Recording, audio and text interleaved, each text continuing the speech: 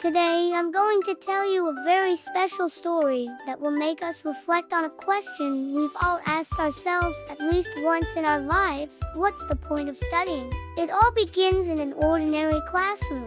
The teacher is writing on the board when she notices Aldo, one of her students, standing with his arms crossed, distracted.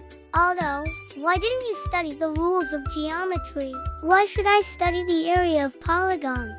If it were useful to me, I would." The teacher, with a compassionate smile, looks at his student and says, "Son, we shouldn't always study only what we think will be useful to us. You never know if it might be useful. Don't do what that horse did." All the children's eyes light up.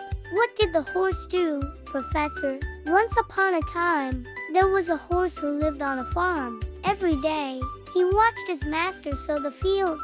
One day, as he watched, he thought, 'Look at all that oats he uses. He could use them to improve my daily ration.'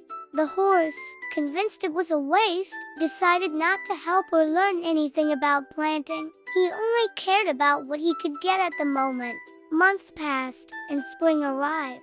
The first seedlings began to timidly emerge from the ground. The horse watched them in confusion. When they finally matured and the owner harvested them, the horse couldn't believe his eyes. There was so much more food than he had ever imagined, enough to last him the whole year.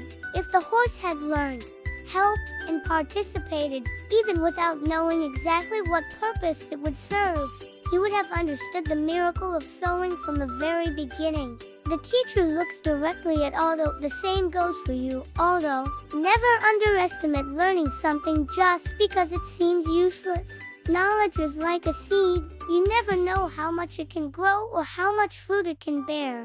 Friends, remember, we don't always see the usefulness of what we learn, but knowledge always finds a way to help us, like this story we just shared. If you enjoyed this reflection, don't forget to like and subscribe so you don't miss any more stories. See you in the next video.